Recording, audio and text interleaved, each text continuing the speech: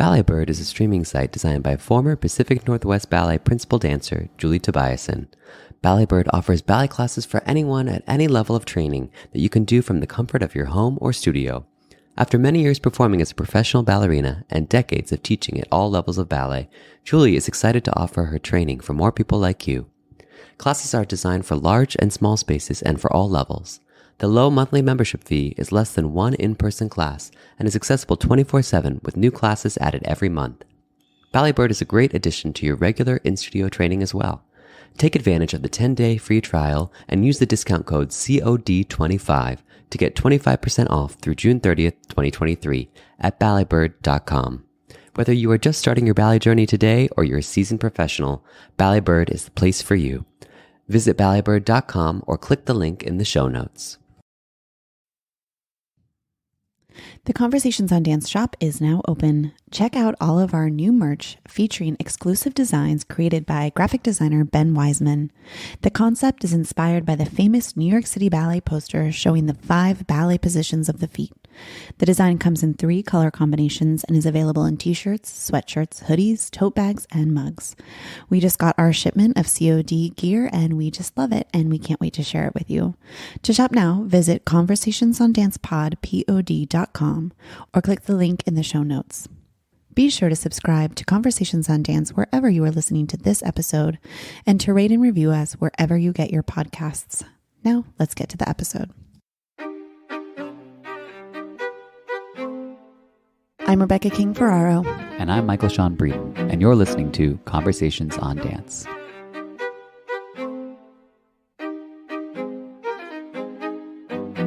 On today's episode of Conversations on Dance, we are joined by Linda Murray, the curator of the Jerome Robbins Dance Division at the New York Public Library.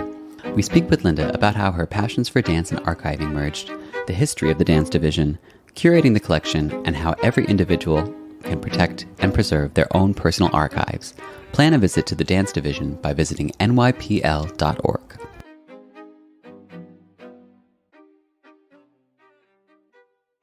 Linda, thank you so much for joining us this morning. We're here to talk about the fabulous work you do at one of my favorite places in the whole world, the Jerome Robbins Dance Division at the New York Public Library. But before we get into that specifically, we want to just hear a little bit about your own background and how you first became involved and fell in love with dance. I've always loved dance. By the way, just shout out for you both wearing matching outfits of green today. It was a happy accident. Yeah. I was like, oh, for me, for St. Patrick's Day. Exactly. That's what I was thinking too. We got on the Zoom and we were like, uh-oh, we're in the same thing. Well, so I am from Ireland. I come from Dublin, and dance was always part of my life because my grandparents on my dad's side were both Irish dancers. They were champion Irish dancers. My grandfather in particular held many titles in the 1930s and 40s. Wow. And my dad actually had danced too, and had won quite a few titles, but although he gave up at the ripe age of 10, he did not like wearing, at that point, boys had to wear a kilt when they did Irish dancing, and he did not like wearing But I think my earliest memory of dancing is just being in my grandparents' kitchen and my granddad showing me basic reel and hornpipe steps and just copying him. Although I then trained in ballet. So I studied ballet as a child and then went into the Royal Academy of Dance program. They had an affiliate in Dublin, and then went to the Russian Ballet School, and then actually spent a little bit of time in Russia. So ballet was my training, but my family's love of dance was Irish dance. And so dance was always part of my life. And actually, it was my granddad again that I think was the intersection to archives, because when I was about 10 or 11, I remember him taking these like plastic shopping bags and he was getting ready to throw things out. And when I looked inside, they were just filled with medals that he had won. And my heart broke that they were going to be thrown out. And I was like, no, you can't throw those out.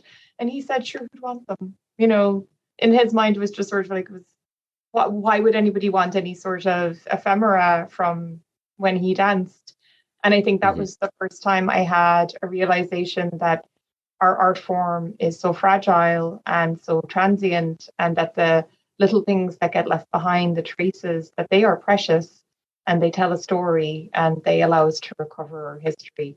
So I'm not saying like I was like, oh, I will become a curator at 11 years of age. A lot of other stuff happened in between, but it was the first. I think that's the first moment I realized that I cared about the things that get left behind after a dance gets made. And then I worked at the Library of Congress before I had trained as a librarian, as their dance specialist, and fell in love again with the idea of archives. So after my PhD in dance, I went back and did my master's in library science with an archival track. So that's sort of my way in. And I think my first, I've told the story before, but my very first trip to America was actually to the dance division. So when I was 19, I was writing up some paper about different versions of Rite of Spring that existed. And my lovely public librarian in Dublin was trying to help me source things. And she was like, it's all just in this place in New York. You've got to go there. And the Art Council of Ireland used to offer Irish citizens a free plane ticket for cultural purposes. So you just write in and say what you wanted to do, and they'd send you an Airlink with a plane ticket to go. So I wrote in and said, want to go to the New York Public Library, want to look at all of the stamp stuff. They sent me my plane ticket. I stayed in some dodgy hostel down in the East Village. And just the very first time I came into the library and into the dance division, I was like, well, like that thing that I had felt when I was a child of like, who cares about this stuff? I realized, well, this is the place where they care about this stuff. So it just felt like I was on sacred ground from the very beginning. So it was a job that I never would have dreamed I could have had, and feel incredibly humbled to have it, but love the job. Yeah. Wow. I wonder, were you ever considering pursuing a professional career in dance? You clearly loved it. You trained very hard. When did that kind of switch over happen where you were going to kind of take it in a different direction? I think because I was training in ballet and Ireland didn't have a national company, and importantly, didn't have a national school, I knew that pathway was always not really realistic for me. I did dance with pickup companies. Like I had a brief career, but I knew I was never going to be Isabella Boylston or something like that. So I was fortunate that I liked academia. I enjoyed academia. So I kind of married those two loves together. And it's been very rewarding. Wow. Right. Cool. Can you tell us a little bit about the history of the dance division? What year was it founded, and what were some of those early years like? Yeah, so we date the dance division back to 1944, and we date it to that year because that's the year the library hired a woman called Genevieve Oswald, Gigi Oswald, and Gigi was a young music librarian in her 20s working in the music division. And because she was a woman, quite frankly, when dance material would come in as part of music collections, they just pass it off to her. And even though she herself was not a dancer, she had taken one semester of dance in college, but she was a vocal student. She was going to Juilliard for voice, and her husband was also a musician. But the minute she started to interact with the dance material, she realized this is different and it doesn't conform to the cataloging rules that we apply to music and other materials. And it's its own thing, and it needs to be described differently, and it needs its own space and its own people taking care of it. So she started advocating for a dance division to exist. As you can imagine, the library probably loved the idea of like throwing extra dollars at a whole new department. Right. That was like my initial thought is like, how did the funding come about for this? Yeah. So she knew it was going to be an uphill struggle. There's a legendary interaction she had with Lincoln Kirstein. So she's in her 20s. She's trying to convince the New York, and remember, like 1940s, she's one of the very few women working at that point. So she's trying to figure out how she's going to convince the library she should have her own department. And she acknowledges she will need buy-in from the community. And she's thinking about who's in the dance field that's powerful. And one of the most important cultural figures at that moment is Lincoln Kirstein. So she gets herself an interview with Lincoln Kirstein when she's in her 20s. She catches him on a bad day. So Lincoln was notoriously manic depressive, and you could get a good Lincoln or you could get a bad Lincoln. Right. She caught him on a bad day. He had independently given his dance material to MoMA at that moment. He was on the board of MoMA. He was hoping MoMA would become a place where a dance department would thrive. So he saw her as competition, got very, very angry at her, threw her out of his office, and in her words, told her to go home and have babies and that she was a silly little woman. So, so that didn't work out so well. I will say 5 years later, they meet again at the Capizio Awards, and Gigi's getting an award for service to the field. And that's where their great friendship begins, because they sit her beside Lincoln Kirstein. And Gigi said they said nothing to each other until dessert came. And then he leaned over and he said, I see you started that dance department anyway. And she said, and I got up and I said, yes. And I had the children too, Mr. Kirstein. And Yes. she said, oh my God. And he thought that was hilarious. And so then they became great friends. And he actually became a great benefactor to the dance division. But how she did get the dance division started, when Kirstein didn't work out, she remembered that the modern dance choreographer Doris Humphrey had written an essay back in 1936 called The Dance Score. So Doris was, for those who don't know, Doris Humphrey would have been a peer of Martha Graham. They both trained with St. Dennis and Ted Shawn. And in the 1930s, they would have been the two most powerful women in modern dance. Posey Lamone was dancing for Doris Humphrey at that time. So she was a force in the community. Mm-hmm. And both she and Martha were living in poverty. And unlike ballet companies where there was an understood vocabulary and technique, for Martha and Doris, in order for them to put a show up, they had to pull women together, and men, but mainly women. They had to train them in their technique. Then they had to set repertory on them. Then they would perform, and then they didn't have any money to keep those women on a salary from till the next gig came along. And so many of those dancers would disperse, and they'd have to start all over again. So Doris was looking at this, and she's saying, modern dance isn't going to last more than a generation at this rate. Like there's no sustainable way for us to see a future for our art form. So she starts to think about what it would take to carry modern dance forward. So she sits down and she writes this essay called The Dance Score, and she starts advocating for a dance archive. She talks about the need to notate dance, to film dance, a place to keep dance safe. And Gigi remembers that essay got written. She goes to Doris Humphrey. She tells her what she wants to do, and Doris says, I will help you. So the first 5 collections into the dance division end up being modern dance collections. Doris Humphrey and her partner, Charles Weidman, Ruth St. Dennis, Ted Shawn, and then Isadora Duncan. So that became the first 5. So Doris is always very special to the dance division. And we actually have the original essay in the archive if you ever want to come and see it. And it's quite extraordinary. Yeah, because she wrote to people all over the world asking for examples of dance notation, and she gathered it all in this essay. And there's also even a pull-out Pueblo dance that she notated herself. And there's hand drawings she did of Mary Zygmunt's witch dance. So it's quite a cool artifact. Wow. So interesting. Yeah. So anyway, that's where the dance division started. And then Gigi was on a mission. So in the 1960s, we began our original documentation program. So the first 20 years, I'd say, were really about trying to build a skeleton of materials.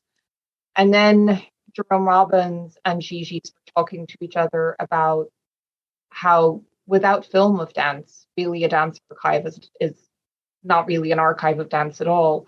So he gives her seed funding for the dance division to start going out into the field and filming dance, filming live performance. And that's something we do to this day. So we have camera crews out around the country every night filming performance. So people give us video of their performances, but we also, independent of that, go out and film performance too. And then go ahead. Yeah. No. I just wanted to kind of jump into this story about how Jerry got involved. And I wonder, so this was his own personal money that he was giving towards this. And then did he start, like, what was then the track to get New York City Ballet involved? Could he just give his videos of what he had? Like, how was that kind of working? So Jerry's love of the library went back to his childhood, because he it was a place of assimilation for him. He was the child of Russian Jews, first generation. And so he always said that the library was a place where he became an American. And then when the dance division began, for Jerry, the dance division was a place where he felt a great insecurity in his lack of knowledge and training comparative to the Russian emigre dancers he was working alongside. And the dance division became a place where he could make up the gap. So he was invested in the dance division from the 1940s onward. In the 1960s, Jerry started filming all of his own work. And his foundation at that time was named for his mother, Lena Robbins. So he was filming all of his work. And we owe him a great debt because George Balanchine was not interested in filming his work. And Jerry basically just broke him down and was like, no, we have to film your work. So Jerry got George to agree to have cameras in the rehearsal room. And that's how we have footage of George Balanchine rehearsing Suzanne Farrell and Jack Dubois and things like that, which is absolutely incredible. So Jerry was one of the first choreographers to really see the value in not just filming the final work, but also filming the rehearsal process, which is so valuable when you're trying to reset repertory, because the choreographic intent is really contained in the rehearsal rather than in the performance. Any choreographer will tell you the minute you let the dancers go on stage, like it's not yours anymore, they're doing their thing. But in the rehearsal, like there's one of my favorite things is Jerry rehearsing Misha. For Suite of Dances, Mikhail Baryshnikov, Jerome Robbins in the studio together. And Jerry is talking to Misha about dancing off the beat with the Bach music. And it's this moment of understanding, oh, that's why it looks modern. Like, even though it's Baroque music, that's how it feels like jazz. That's how it feels modern, is that sort of syncopated response to the music with the choreography. And just seeing him break that down and watching the two of them kind of go through it together, it's really magical. I don't know if I'm answering your question, Rebecca. No, you are. No, it's okay. I'm like jotting down other questions so I don't forget them. This is so. And I will also say the other thing Jerry did for the dance division. I mean, Jerry did many things for the dance division, but in relation to film, he gave us money to document, but then he also wrote to people. He wrote to all the people he knew and asked them to start sending their film to the dance division. So he's really an advocate too. Yeah, he used his personal capital to start building up a collection of dance film for us, which was incredibly useful. I mean, when you got a letter from Jerome Robbins, you paid attention to it versus some like dance librarian in the nether regions of the New York Public Library. So yeah, that was really helpful too. Yeah, I'm wondering, at that point, it sounds like, in the earlier days, maybe you're having to chase people down a little bit more. It's not as common of a practice to preserve dance in this way. But now, I imagine one has to be, I don't want to say pickier, but, maybe a little more discerning. What's the curative process like? How do we decide what is worth saving or what to pursue when we're preserving? I'd just like to hear a little bit more about that. It's really hard because, again, the dance division occupies quite a unique space. The Library of Congress does collect dance material as well. And Harvard has some dance material out in California, USC and UCLA. And there's also some dance material in Ohio. Those are all much smaller dance archives than us. So when somebody goes to the music division at the New York Public Library, if the music division says no, that composer or musician has lots of other big choices available to them as an alternative. But in the dance division, we know that when we say no to something, we're really limiting options for someone else. So we try really hard to take in as much as we can. And the division has always worked that way. And in terms of kind of a curatorial eye, you're trying to ensure that there's always representation broadly across the field in every sense, in terms of, communities being represented within the archive, the different styles of dance that are being represented within the archive, balances between large organizations, small organizations, really famous choreographers, lesser known but incredibly influential choreographers who like Right. maybe inspired a whole generation of people who went on to have bigger fame than them. Mm-hmm. So it's always sort of you're always looking at what you have. I always, so when I'm in the stacks, I look at the boxes and I think of the boxes talking to each other. So when I'm thinking about a new, because like if Jerry's sitting on the shelf beside Mirth, I'm thinking like, what are they talking about? I love that. And at the moment, right now, Bill T. Jones is sitting right beside Mirth, who's sitting right beside Jerry, who's sitting right beside Agnes DeMille. I'm like, that's a dinner party I'd go to. Yeah. But when you go to take in something new, you have to ask yourself, well, what will its relationship be to everything else that we already have? So are you filling a gap? Are you bringing this in because this is an underrepresented collecting area within the archive? Are you bringing this in because this is an area where you really sort of already have most of it and you want to make sure that it's a very complete part of the collection?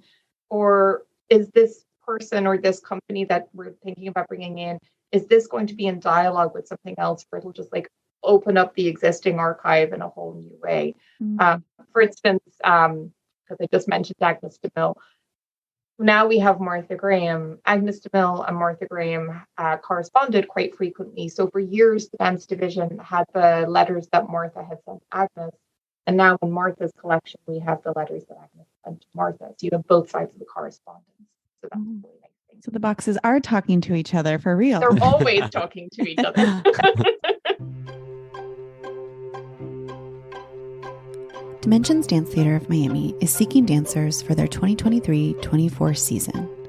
Join them for open auditions on April 23rd in Miami. All auditioning dancers must have professional experience as well as strong classical and contemporary technique. Male presenting dancers will be asked to demonstrate established partnering skills. Female presenting dancers will be asked to demonstrate proficient point work. Their 2023-24 season will include performances in Miami, Broward, Vero Beach, and additional touring. For more information, please visit dimensionsdancemia.com/auditions or click the link in the show notes.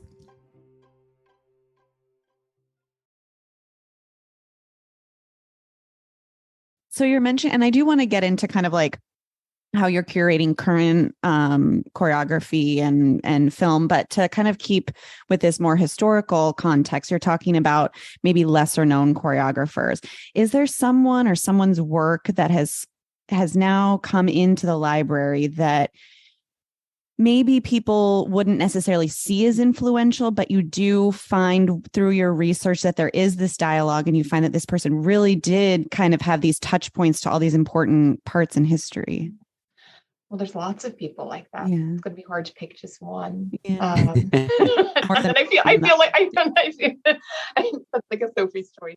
There are lots of collections like that. I would say where I see it come up a lot is Mary Hinkson is a good one because I think if people know Mary Hinkson's name, they would know her as the first Black dancer, principal dancer for Martha Graham's company. And that is obviously an incredibly important part of her legacy. But Mary also had a really important role as a teacher for Dance Theatre of Harlem, for Juilliard, for Ailey. And so she ends up influencing a whole next generation of people that is maybe like those links are not necessarily understood or known. And so having her archive sort of opens you up to that other facet of her, the totality of her career, which is interesting. But there's lots of examples like that. I think the other thing that comes out of having artists' archives is you realize how multifaceted they are. Like we're taking them in because of the reputation they have within the dance field.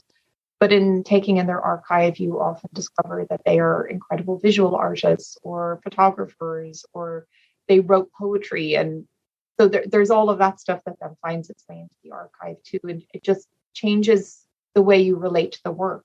And it creates a really intimate dialogue between you and that choreographer in a way that you wouldn't have had if you just saw their work on stage.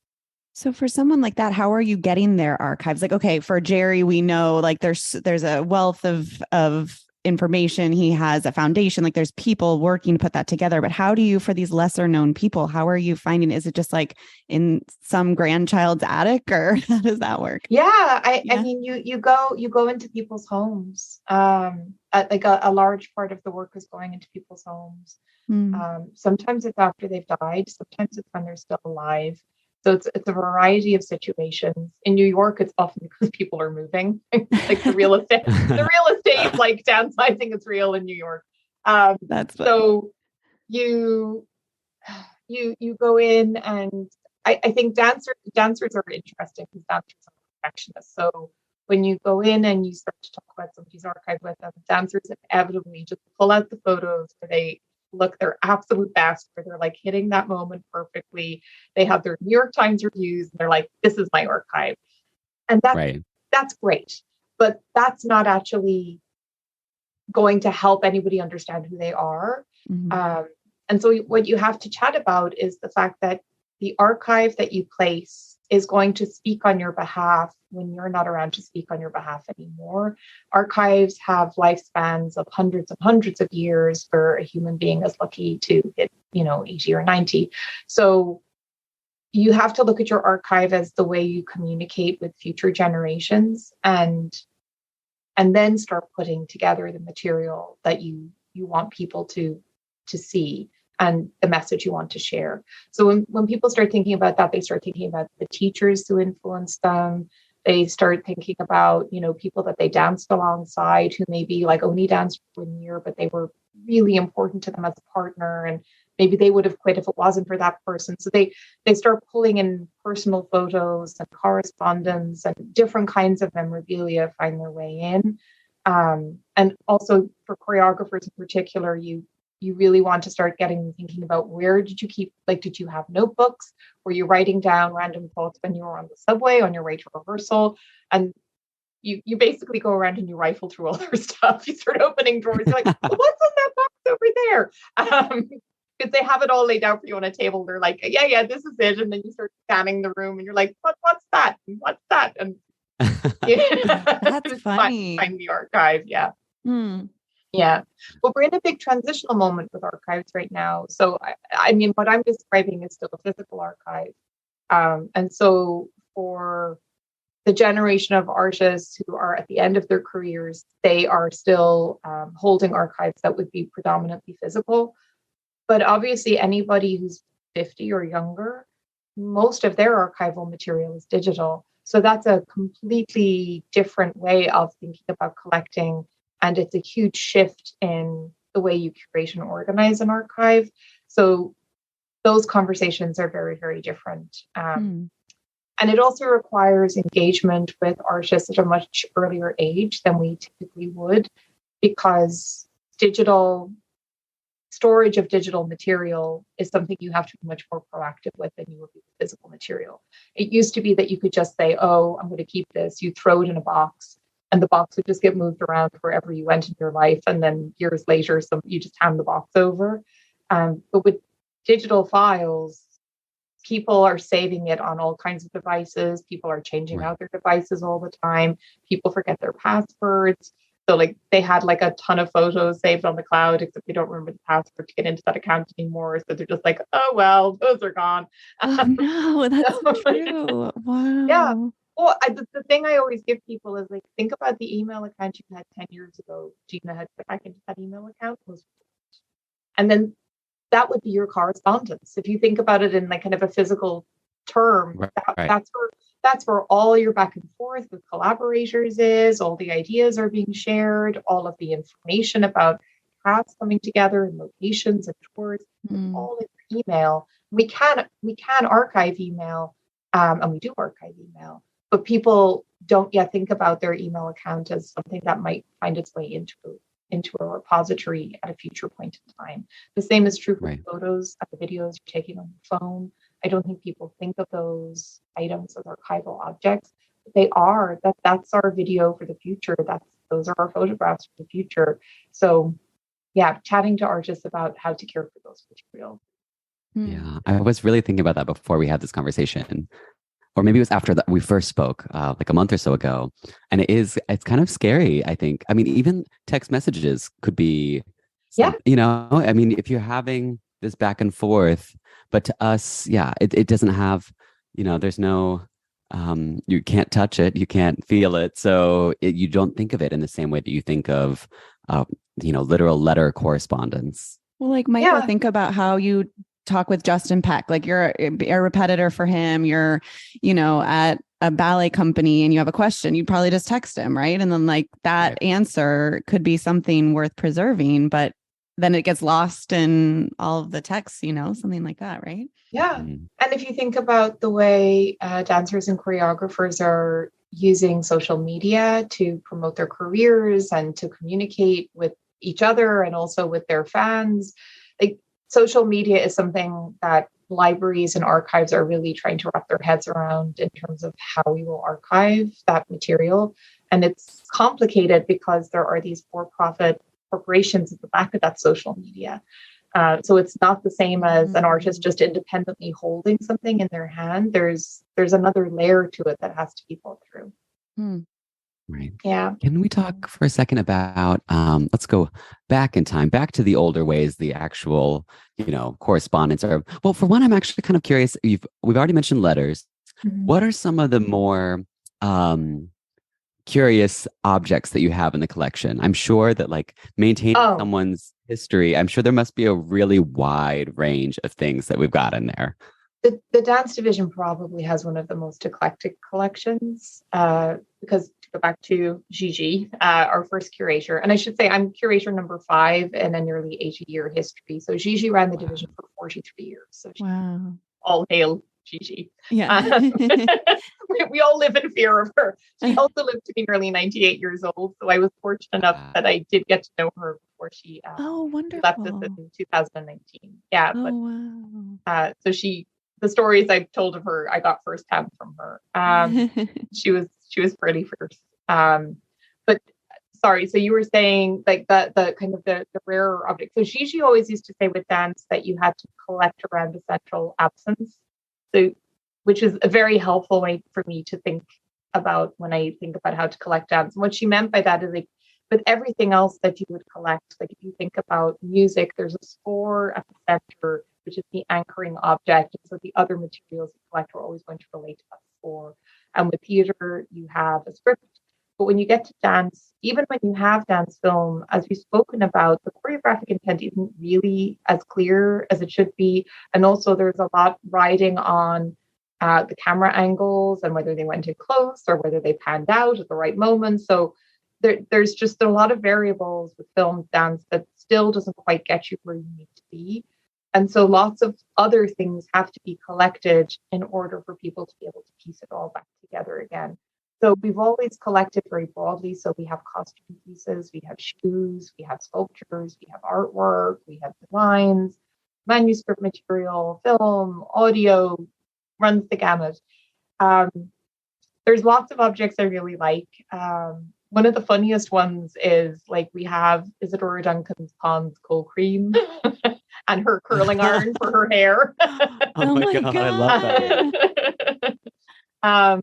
But one of my favorite objects is really quite poignant. I'm going to be honest. It's an ugly doll. It's a really ugly doll, but it makes me cry every time I see it. So, Olga Spitsutieva was a famous Russian ballet dancer. She was famed for her interpretation of Giselle, and she infamously blacked out during the mad scene of Giselle during a performance. She was institutionalized and at one point was presumed dead. Nobody knew where she was, and then she was found in a psychiatric facility. So she spent many years of her life institutionalized. She was a partner of Vasilov Nijinsky when they were teams together in Russia. They danced Giselle together, and as most people would know, Nijinsky was also institutionalized. He was posthumously diagnosed with paranoid schizophrenia.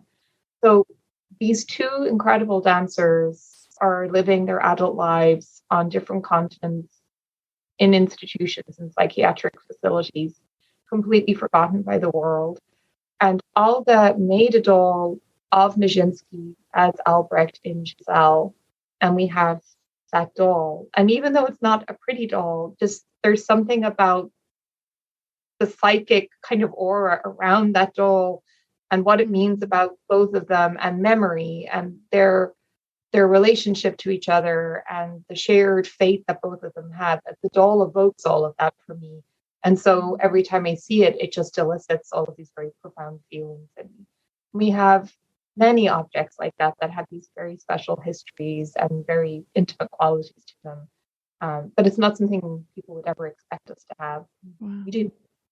Right. You mentioned Yeah. costumes, and that I don't know why that was something I hadn't thought about. I'm thinking just like film and correspondence, like we're talking about. So, and then do costume designers then, because I'm thinking, of course, dancers and choreographers come and use the library for all the reasons we're talking about. Do costume designers come in and use what you have as well? Absolutely. Yeah, absolutely. And often, if people are trying to recreate the original lighting design or costume design or set design for something, they'll come in because we'll have the original costume design with all the original fabric swatches attached to it, so you can actually come in and do like a full match.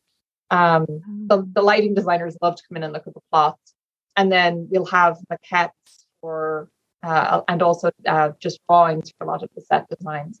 It's also fun to see the evolution that designs go through, or also perhaps designs that were pitched but never came to be. So the Tudor Romeo and Juliet that ballet theater did for many years, Eugene Berman was the designer who got the gig. And we have all of his designs for Romeo and Juliet. But what I didn't know until I started at the dance division was Salvador Dali had pitched to do it.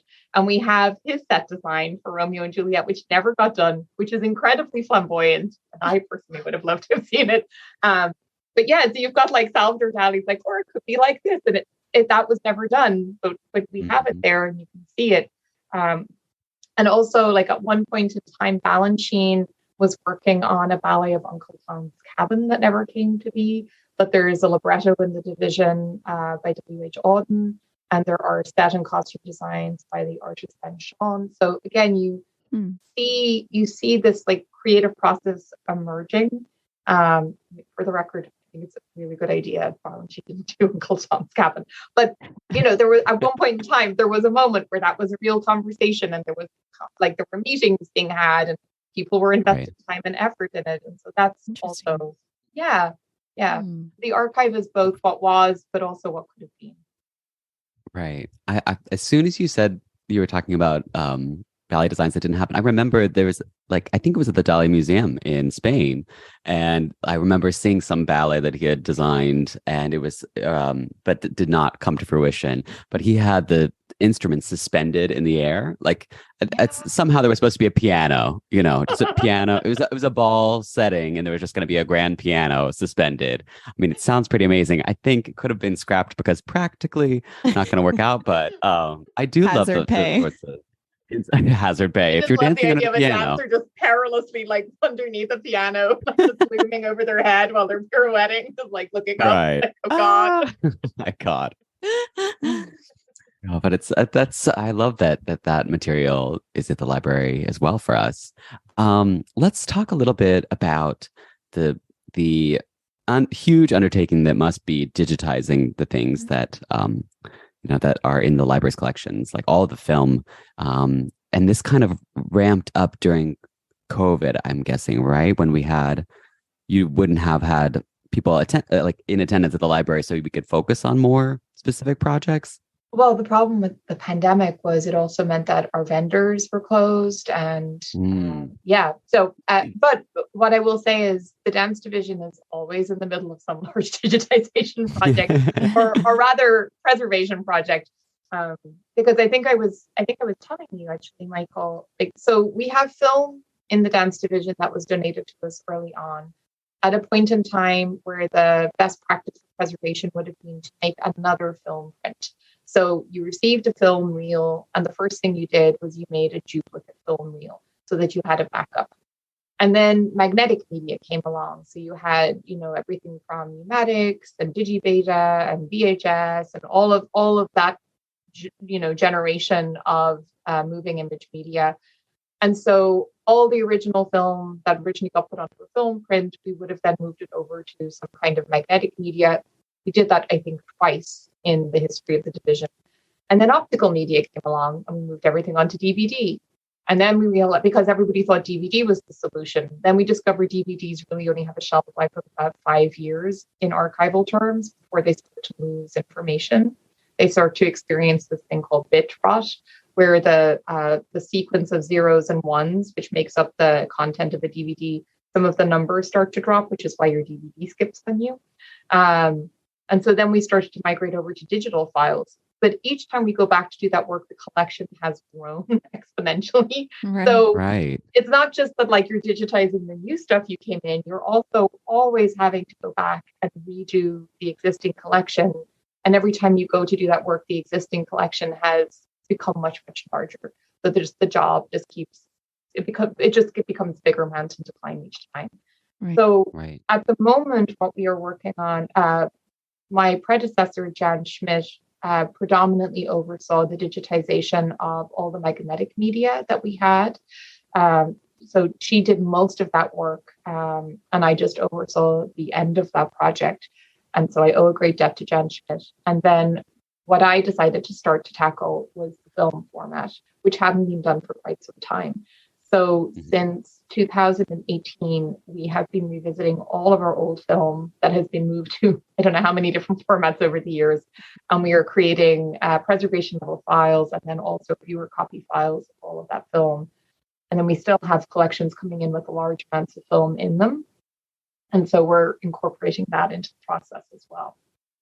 Yeah. What are some of the technical challenges of this? Like I'm thinking about, like a way to read like a floppy disk or something. Like who has that anymore, right? How do you, and if it's broken, how do you service it? Like what are those challenges in terms of having these things that read the antiquated technology, and then how do you transfer it to something that is more current? Yeah, so we get a lot of floppy disks. People are only too happy to just like throw their floppy Like, disks. I don't know what this is. I don't know what's on it. Yeah. But that's the thing with the floppy disks. People are like, I don't know. Like Right. it could be really useful information, or like it might be a recipe for soup. I don't know. Here you go. Yeah. Do what you want to do with that. So for things like floppy disks, we have special software that can read them. For physical media, we still keep all of the old obsolete hardware that media would have played on. Mm-hmm. So when we harvest old video players for parts so that we can keep the machinery operating. And then that obviously then connects to computers and software where the software can then extract from playing. And we're able to create a file. The preservation team at the library is absolutely extraordinary. They're even able to pull content off wax cylinders. Like they have a bespoke machine where you can play like an old wax cylinder, and they're able to run that through a computer program and give you a digital file with a person singing in 1900. Just really extraordinary. Yeah. That's so cool. Wow. So that's that. I mean. There are conservators and digital preservationists. There's a whole team at the New York Public Library that spends their day on that work. And so as one of the divisions of the library, the Dance Division interacts with those teams and they help us care for our materials. So it's always a partnership, and we're very, very grateful to them. I'm wondering too, like while you're talking about this, I'm thinking about some of the historical books that have come out recently about ballet. We're talking about Nijinsky, Jennifer Homans with her book, Mr. B. How are those sorts of people coming in and using your resources and then, putting it into this different format that's coming from you guys still and then going out to the public? Well, I mean, that is the traditional way of a library being used by serious researchers, is they come and they work with primary materials so that they're getting the information firsthand from the archive, and then they are providing it in a succinct format the rest of us can all read. So they're doing the work for us, and then they're distilling all of the information down. Yeah. Both are extraordinary books. I have a particular love of Nijinsky. She was my area of study, so I'm particularly indebted to Lynn Garafola for her book on Nijinsky, because I feel that she was an extraordinary figure that we all owe so much to in the world of ballet. And very few people in ballet know her name or know the debt that they owe her. Whereas I think we all know who Balanchine is. And Balanchine even owed her a debt. And she's also, for me, while we still continue to talk about like, where are the female choreographers in ballet, and where is the LGBTQ focus in ballet? Like, where is that gender fluidity in ballet? Nijinsky was giving us that over 100 years ago. And because we didn't take care of her repertory, because we let it fall out of being performed with any great regularity, we lost the ability to build on her work. And so the next generation didn't get to benefit. We never got to build on all of the foundations she laid down. So when you look at her work, it's still the most radical thing you've really seen about the ideas of gender in ballet. Her Les Noces to me just feels like it could have been made yesterday, and it's now 100 years old. Right.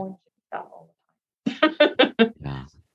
So the library, I mean, you have this incredible collection, but you also have ways of interacting with the public that are, you have exhibitions and we have lectures. And can you tell us about some of the ways outside of the collection that the library is giving to its community?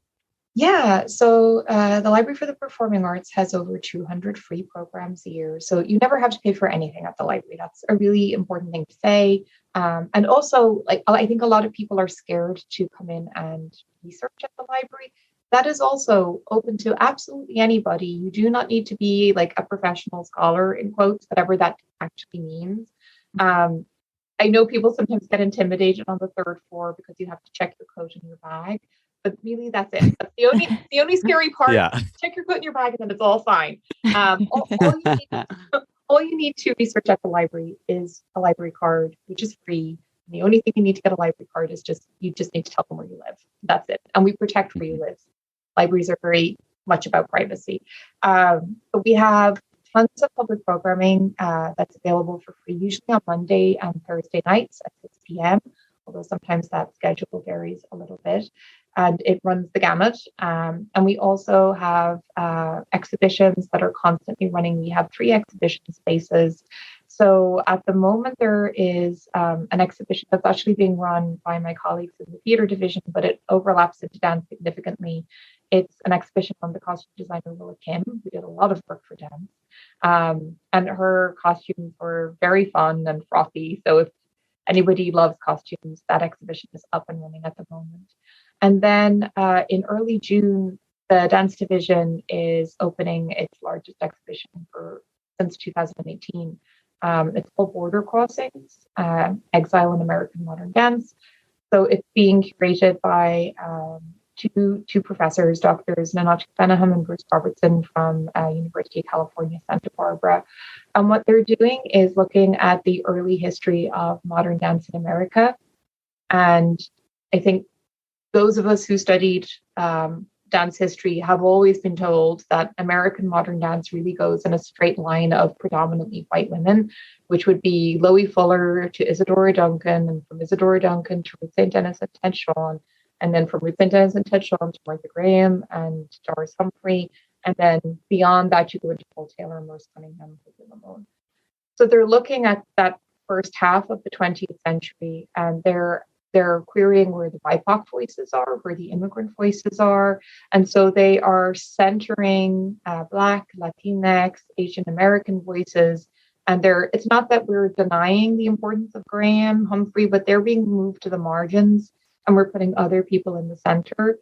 And it's just shifting the narrative of what we think modern dance is. And the archive is a wonderful resource for that, because obviously all of those histories are contained within the dance division. So it allows us to just tell a different version of the history that we know. Mm-hmm. So that'll be up from June until December. And again, open to the public 6 days a week, and everybody's welcome to come. Before we let you go, I did want to just talk about something in general, because when we did speak with you, like Michael was saying about a month ago, we were talking about, you were like asking us like, how are you preserving conversations on dance? And I was like, on my computer. And so now you have me thinking about that. And I'm just wondering, for everyone in the audience could probably benefit from a librarian telling us how we should be preserving things that are important to us in a digital format. So give us a little bit of a primer on that. So librarians live by a little, it's locks, lots of copies, keep stuff safe. So when you have, a file that you want to protect, the ideal would be the 2-in-1.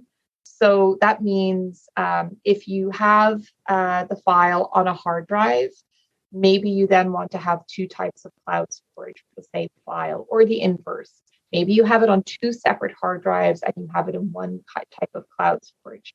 If you have it on 2 hard drives, the other thing we would suggest is, if possible, separate those hard drives geographically. Because if something happened in your apartment, like if there's, God forbid, a flood or some sort of electrical malfunction, or somebody robs you, then there go both of your hard drives. Whereas even if it's just across town, any sort of separate geographical distance or separation you can put between the physical hard drives is great. So 2-in-1 that would be our recommended. But even if you can just do 1 hard drive, 1 cloud storage based system, then at least you know you have a backup. You have a backup for whatever one fails. But the key is just never just have 1 copy somewhere. The other thing I would say is, because I think a lot of people struggle with this, they're like, I know I have it somewhere. I know I have that photo somewhere. If you can set up some sort of foldering system that works for you, and if you can stick to your, what we call a naming convention. So just decide for yourself that you're going to be methodical about the way you label your folders. So maybe you're somebody who likes to work numerically. So maybe you're a dates person, or you might be a text person. So maybe it's like titles of shows or names of people, but don't switch it up, because then you start to lose where everything is. So when you make folders, just decide on a system and then stick to the system. Those are just simple little things, but they just make such a difference. And do folder your emails. Like, try to folder your emails and organize your emails as you go, because what will inevitably happen if you are an artist and you are having a conversation in the future with an archive is they will say, are there parts of your email account that you want us to redact? Are there parts of your email account you don't want to have made available to the public?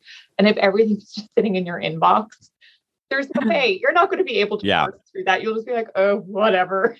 Right. Yeah. And the Lord knows what email will find its way into some future piece of research. So even if the only thing you do is take the emails that are private and put those in a separate folder, in the future, then it's very easy to identify for an archivist, like, these are not to be included in my public archive, but everything else, that's fine. So that's a simple thing you can do too. Gosh, it's so funny because just recently I've been thinking, I think honestly, since we talked, I'm like, it's just, we get more photos of there's just so much data. Like, we didn't know that it would start piling up on us in this way. I mean, I didn't, it's like you take a picture of like something happening, like something's broken in your apartment, and you take a picture of it. And then 7 years later, it's like coming up on your iPhone, like, remember this? And you're like, why do I have that? Like, there's just so much. I have no memory of this. Right. And I don't need that, and it's just like, we don't always think of like, wow, this is going to be stuff we have to sift through in the future. And so thinking of it now and putting those things aside and preserving them is, well, I know how I'm spending my weekend. I'll tell you that. Well, the other thing, I mean, again, this all comes down to time, but it goes back to that thing of, if you do it in the moment, it's easy. And if you leave it till a later date, it becomes an impossible task. And this was true of physical material, and it's extra true of digital material. When you get a photo, if you're able to tag the photo immediately with the names of the people in the photo, what it is that they're doing, and the date, 20 years from now, you will be really glad you did that, because you will be like, oh, what was their name? They were so nice. Yeah. And what was that thing? I don't remember where they were dancing. Like, the number of photographs that we receive where people just can't identify who's in the photographs. They can't remember what the piece is. They don't remember where they were. And it's their own archive. And they're like, Right. yeah, he was at my company for 7 years. He was great. I'm like, what's his name? Oh, so good. Yeah. Yeah. So the more you can kind of do as you receive material, then it doesn't feel overwhelming. But I do understand that's a big ask. People are busy. They've got busy lives. They get photos. They're like, yeah, that's great. I'll deal with that later. Right. 5 years go by. But if you're ever so inspired, if you're sort of like, this is the week I'm going to take a look at the stuff that's on my computer and I'm going to organize it, as much information as you can tag to documents when you are looking at them, it really helps in the future. Because what breaks my heart as an archivist is the number of artists who are in our archive whose names are not known to us. So they're sitting there waiting for somebody to reclaim them. You know, their legacies are protected but lost. They're technically in the archive, so the physical thing is there and is being kept safe. But we're not able to unlock the power of that photograph or that object because we don't know who the person is and why they were extraordinary. Mm. Yeah, and we don't want to lose our current generation of artists. We want to celebrate all of them. Well, you've certainly inspired me. I have a week coming up and I'll be sifting through. I basically almost every performance, certainly every role I ever danced at Miami City Ballet, I have on video. So I will be, now that I know that digital media rots, no, but my DVD is I have to shift over. But yes, so thank you so much, Linda. This was so inspiring and fascinating. And we hope that everyone who's in the New York area, or if you visit New York, if you go here, just to be a tourist, please make a stop at the Jerome Robbins Dance Division at the New York Public Library. It's really just one of the best places in the world. And I love it so much. If there's anyone who's interested in supporting their work that you're doing, is that something that's possible? Oh, that's really sweet. Yes, it is always possible to support us. They can just contact us at dance@nypl.org. And also that email is good if you are not in the New York area, or if you are in the New York area, if you have a reference question, like if you have a dance trivia question that you cannot answer, we answer them for you. So we get reference questions all day long from all over the world. So people email dance@nypl.org with all their burden questions. I love that. This is such a fun Bunhead podcast. We really appreciate you. You are very coming on and chatting with us. So thank you so much. Thank you, guys. Thank you. Conversations on Dance is a part of the ACAST Creator Network. For more information, visit conversationsondancepod.com.